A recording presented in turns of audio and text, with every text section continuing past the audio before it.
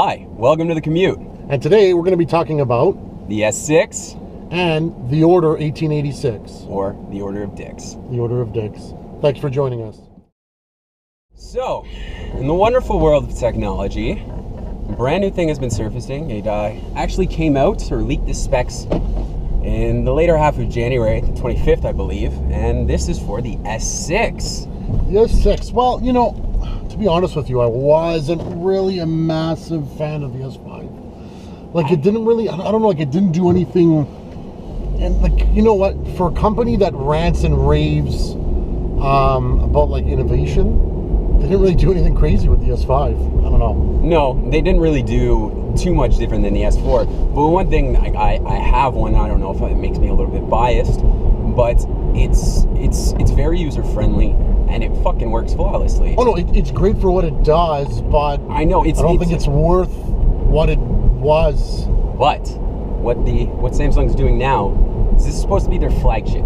It's supposed to look, feel, and just scream sexy at you. It's got the Edge version, I believe, where it's on a 45-degree angle on the side so you can see your messages with buttons. And there's also the flat version. So they're going to have two. And specs on it actually do look quite impressive. I mean, they are in the realm of the Nexus 6. Around the same tier. Maybe a few things are a bit better. I don't have the direct actual specs of the S6 or the Google 6 to compare to, but what it's going to launch with is a 64-bit, 8-core, 14-nanometer CPU, which apparently is clocked twice as fast. Now, just for everyone to know, these are rumored specs. We're going to be talking about the rumored specs. And just to let you guys know, there has been no official announcement by Samsung about the S6. There has been leaks online of a gentleman with an actual unit which has been identified as an S6, and we still don't know if that's a prototype or a sort of beta version of it. Now that photo is going to be featured going into this section, so you will have already seen it. And also, if you look down in the description, you will find all the links for all the specs as well as the pictures of the phone that we're speculating on. But again, just to go over, so we got a 64-bit 8-core processor, clocked at twice as fast. Sounds pretty sweet. It's pretty cool. I don't really know what you're going to use 8 cores for. You know but what? I don't think that the 8-core is going to be a North American thing. Well, yeah. I think it's going to be... We don't even use our 8 cores in our PCs right now. Well, no, of course not. But, I mean, the 8-core is big in Korea. I know. Right? So, I mean, like I don't think I've ever seen it anywhere other than Korea. And it's true, and this is Samsung's homeland. Samsung's homeland, yeah. So, right, so we're just going to say, you know what? I mean, all the current... I mean, if it's a Qualcomm, it's a Qualcomm, but all the current 64 bits are made by NVIDIA. Yeah. So I think they're I think they're dual core, quad core. Actually, no, I think it's a dual core. So you know what? If this is even a quad core 64 bit, that's pretty good. Yeah, but it's citing 8 cores, so we're gonna hold it up to that standard. Because I'd like to see, you know, maybe throw some 8 cores in there. Because some crazy guys are gonna use that. Yeah, you never know. Personally, me not so much, but you know, that's it. But on top of this, pretty decent processor. We got a 5.1-inch display. Pretty standard nowadays. Yeah. Quad HD Super AMOLED. But the nice part of it, 577 pixels per inch. It's pretty good, but what is that needed for? I mean, the human eye can't even see past, like, what is it? I know. 3 something or 2 something? It's like 2, I don't know, whatever it is, it's not even close to that. But, you know, it's not 4K, but it's going to be fucking, it's going to look good. I don't think it's going to be 4K, no, because, I mean, you know what? I have the Nexus 6 that was supposed to make a quad HD screen. It's way better than normal HD, but it's not 4K or quad HD or whatever marketing term you want to call it. In essence, it's going to look great. Yeah. It's not going to be 4K. The video is going to be 4K. It will be able to record 4K, but it will not be able to display it, which is kind of the norm right now. And I think the main reason is because we don't want to kill our batteries in 3 hours. Nope. And now, it's going to come with a 20 megapixel back camera and a 5 megapixel front facing. I mean, you know what? I've been seeing that lately with the front facing cameras. It's pretty standard, I would say. Yeah. Pretty standard. I mean, I saw some earlier leaks of the HTC M9, which I guess would be called the One again. And I mean, it has like really, really good selfie camera in Yep. the front, and it's a really high-end back camera as well. 20 megapixels is pretty standard. Well, yeah, pretty well, good. that- I mean, that's all standard in all of the current. Doesn't the Z3 have 20 megapixels, or is it 21? The Z1, Z2, and Z3 all have 20.1 or 20.1. 20.7, something like that. But it's around the same. Yeah, so I mean, Samsung's never been leading the market with their cameras. No, But they do it well. They do it well. And usually the software built into the camera is quite nice. Yeah. You know? So I noticed a huge difference when I jumped up from the Note 2 to the S5, and just the stability, sort of optimization, the facial recognition, and the actual optimizing features I had. So excited to see what that brings, but also it's not going to be an industry breaking standard there. Yeah. It's kind of normal.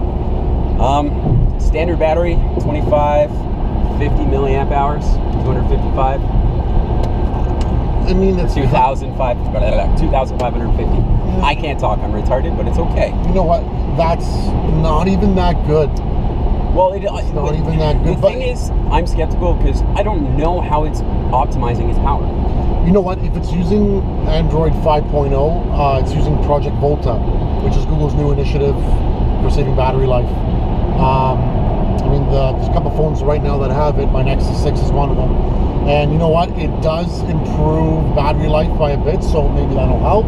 And I know for sure that there's third-party apps out there that allow an optimization of your phone that give it a longer life. So I mean, it's the same. It's just finally tweaking the system to make that extra bit of power go an extra bit further. Yeah, So- exactly, right? So, I mean, you know what? Which brings me to my next point, or brings us to our next point, about the Qualcomm 2.0 Quick Charge. Yep. So, I mean, my Nexus currently has 6 hours of charge in 15 minutes. Well, this one is supposed to have 4 hours of charge in 10 minutes. Which is actually, you know, the S5, it charges relatively fast. I mean, it comes with the USB 3.0 and the micro USB connection, which does deliver a decent charge fairly fast. I mean, I can fully charge my phone in about an hour and a half, which Which is amazing. It is amazing. That's fucking amazing. It is But amazing. you know what though? Here lies the problem. If they bundle it with the phone, it's going to be great. If they don't bundle it with the phone and charge an extra $30, $40, I mean, some Motorola phones, especially in the North American market, have been doing that. I'm not a massive fan of that, but I mean, at least you know you have an option for a faster charge. On the flip side, if they only bundle it with that, and a normal person that does not have any other micro USB chargers goes and picks it up, I mean, how safe is like an hour full charge for a battery? You know what I'm trying to say? That's gonna reduce the life of the battery severely. I mean, that's what I'm worried about with my Nexus currently, and they're really, I mean, think about it. You know, the faster you charge the battery, the less of a life you give the battery in general. No, and I understand where you're coming from. I mean, I try not to use my supercharger unless I need it, because I find my whole system is I go to bed. I usually have about 40% battery, so I just plug it in via my regular USB, and it's fully charged in the morning. It wakes me up. It's good to go. Yeah, I mean, like I don't. It's like fucking 6 hours of sleeping, so I'm not worried about quick charge. It's gonna be nice to have the availability if I'm in a tight spot. I'm switching and going home. Need to quickly throw it on. Exactly. So like there's times where I use it where my friends are like, hey, let's go out. Yeah. I got 10% battery life left, so at least I can charge it to 50% in a half hour, which is that's unheard of. And the 50% will last me around 5 hours, 6 hours, so it's decent. And yeah, as long as you're not going crazy with your phone. I don't know how battery intensive this is going to be, but I noticed a lot with the Note and anything bigger than like a 6 or a 5-inch display. The battery using a lot uses a lot just for the screen itself. Yeah, it does. You know what? But hopefully in Android 5.0 they kind of fixed that. So I guess we'll see. Crossing our fingers. Crossing our fingers. Now this brings me to the next point on this as we sort of wrap this up.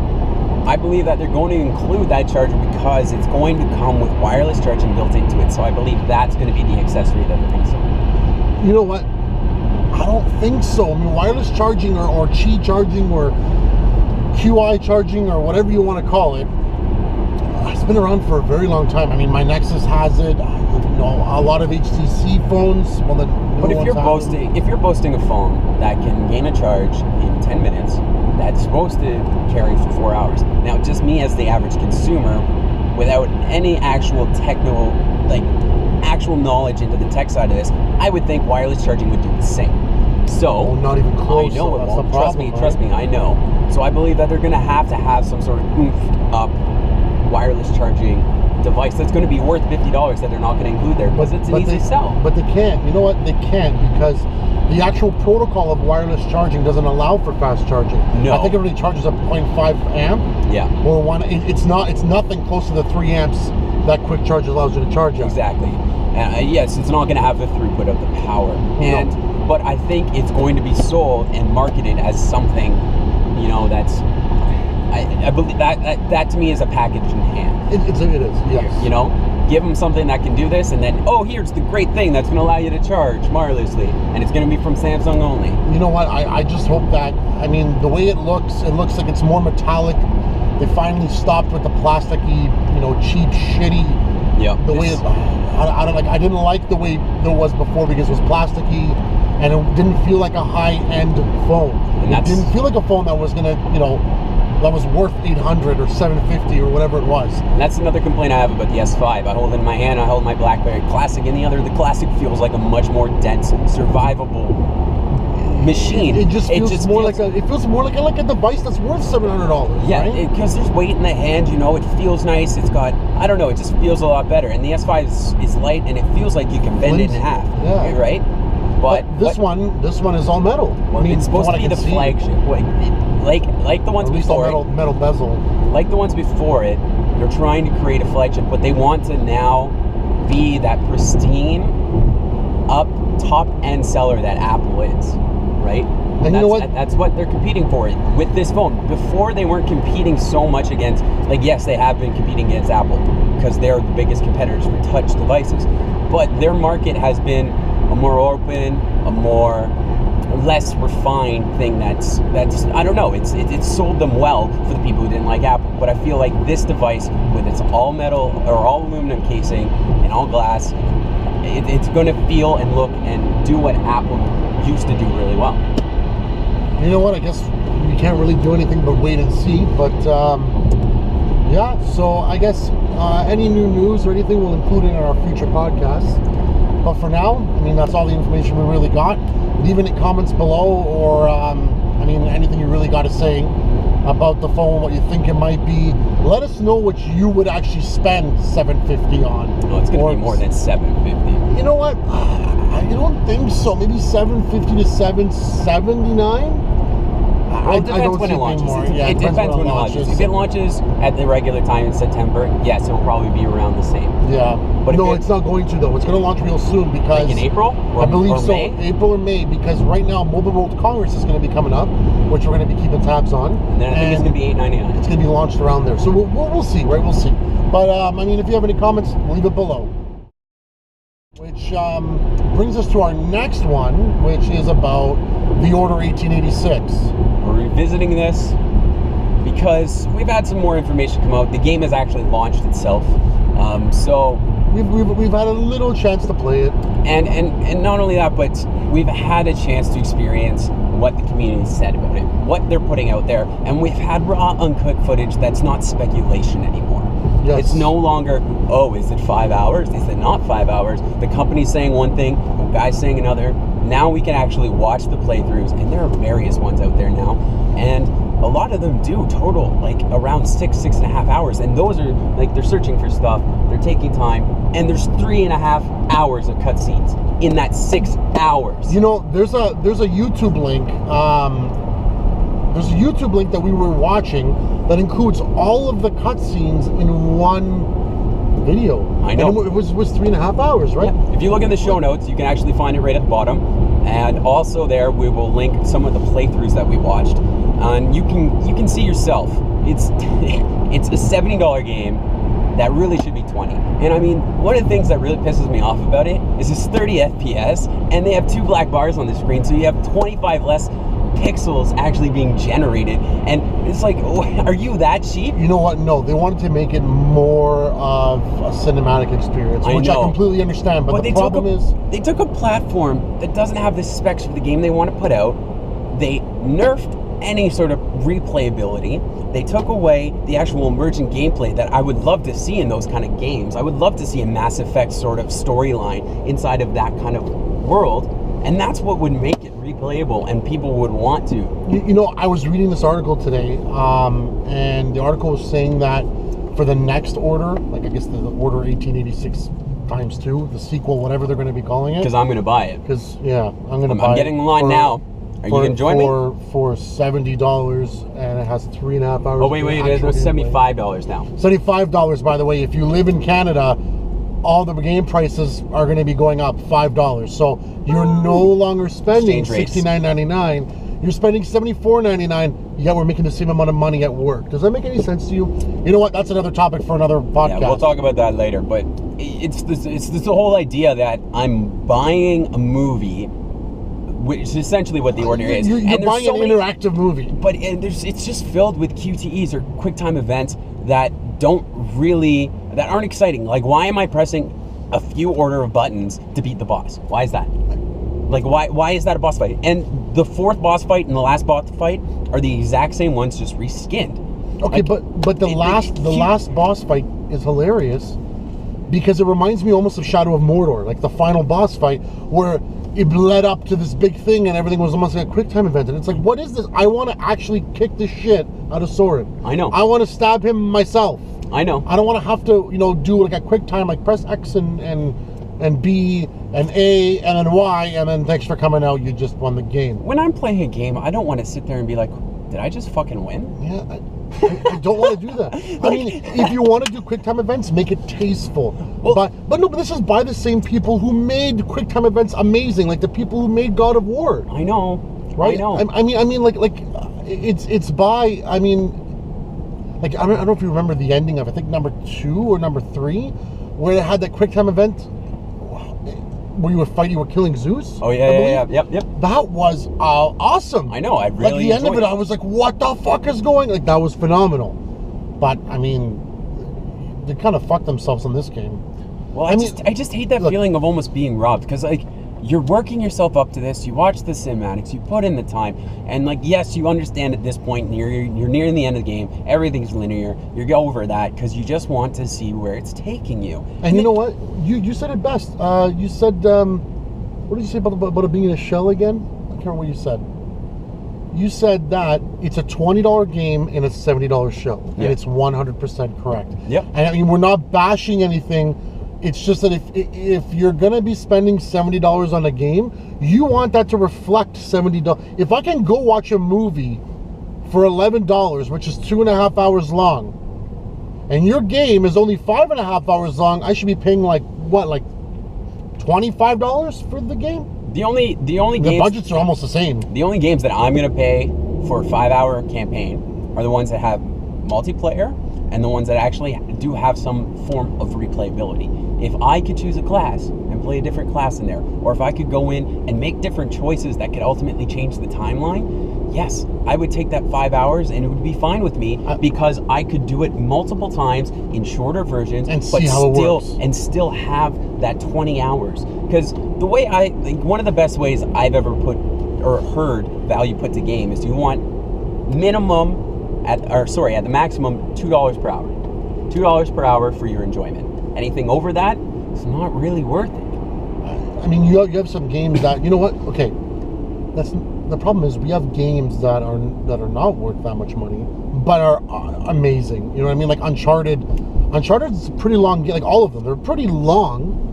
I mean, even The Last of Us. Yeah. Last of Us took me like 15 hours to beat because I mean I played slow, and I mean that game cost me $70, but it was awesome. You enjoyed it. I thought it was worth the $70. Never mind the online play. I didn't even play online. I still haven't. Just the actual, the story, the immersion, the character building, everything was just amazing. And then you go back. No, I know, and you look at something like this, and you're like, what the fuck happened? And mind you, I'm not the biggest console fanatic. I do enjoy the games, but like I don't know. I feel like such a rich story could be told so much better with so many different more choices. And it's just the lack of actual choice inside the game that leaves me wanting more. But it doesn't leave me wanting more of 1986 or 1980. Like, it doesn't make me want to continue to buy content, to continue to stay up with the community, to continue to stay up with what's happening, because I don't care. I'm not excited for the 1886 the second or what. I mean, if it comes out, cool. You know, I'm sure it's going to come out. I mean, it's a new IP, but I don't think it's going to be anything. And I've even seen on some of the main streamers, their communities are saying, do you know what? I'm not even going to buy it. I'm just going to watch, my favorite streamer stream it. And you can enjoy. That's the sad thing about that game. You can watch someone who you enjoy playing video games play that game, and you would feel the exact same as fucking playing it. Well, no, you know what? Actually, there's a lot of people that don't even care about playing the game. They just like watching someone else play. I have a few friends like that. Yeah. So you know what? If you get gratification out of that and you go on Twitch and you watch someone play the whole game, I mean, it's not that long. And it's even segmented in 20-minute chunks on YouTube. Yeah. Like, I mean, you know what? I don't know. I don't like games like that. But at the same time, what are you going to do? I like You games. can't tell the developer, hey, do me a favor, don't be a douchebag and charge me how much money you think the game is actually worth. Yeah. Because to them, I mean, you know what? These guys work like animals. Like, they work long days. They put their heart into the game. So do we. You know what? We do as well. However, the difference is, I feel like if we were to put out a game, because we are gamers, we would try to make it to the best we possibly could. Well, that's the difference. All these guys have things like, they have the producers down their throat. And you have to understand that a gaming production company is a gaming production company. They're a company. They take products.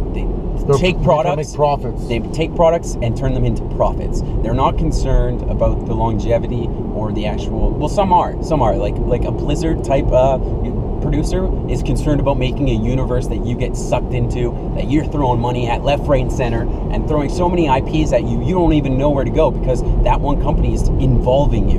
But a game like this, I don't know, it feels like it's a quick turn.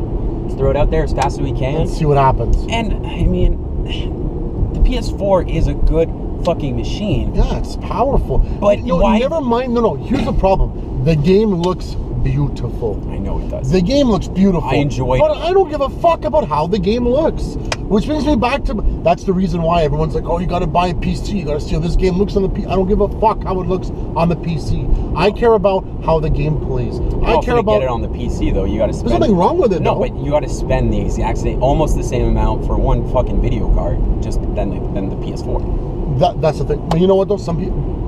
The PC system, the Master Race, everybody loves it. So you know what? I'm not going to be, well, not everybody, but I mean, the people who own one, they live by it. And it's just because of the modability of it. And you know what? There's nothing wrong with that. I'm not saying there's anything wrong with it. But when you own a PC and you spend that much money on a video card, you better fucking hope that thing looks fucking amazing. Yeah, I know.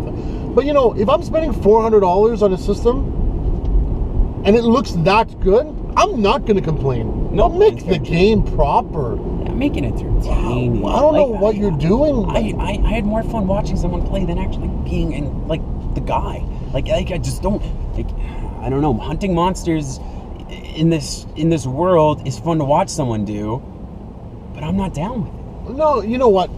The game is great. We're not going to bash the game. It is a great game. The only thing is, I would wait till it goes on sale to pick it up, like $29.99, $19.99. Rent it if you possibly can. Redbox, use that. You know what? Even if you have a couple friends, you have 4 friends, get what? $15 each, $20 each. Buy the game, play it, trade it in. If you buy the game and you sell it right away, it's not so bad. You paid like $30 to rent the game, basically. And I'm sure that there's a few of you out there that love the game. There's nothing wrong with that. No, and some people really enjoy linear stories because it's more in depth. And I understand that when you have one single story direction, you can provide a lot more background to that story. So I understand that some people will like that. I just feel for the amount of money that they're charging, it's not a value product. It is not a product in which you can confidently say, I got my money's worth out of it. You're right. You're right. You know what? It is what it is. You know what? Okay. You know what? Let's move on here. So, everyone, thanks for joining us. I mean, these opinions are our own opinions, and I mean, if you don't like what we got to say, sorry, but I know a lot of people in the gaming community who feel the exact same way.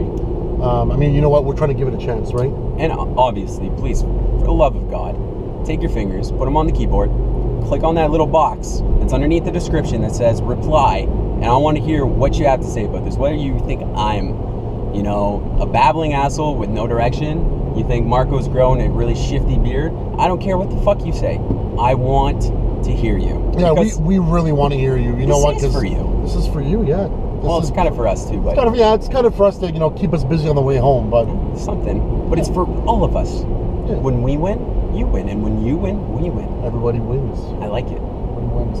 Well, all right. So up until the next one. Talk to you soon. Take care. Peace.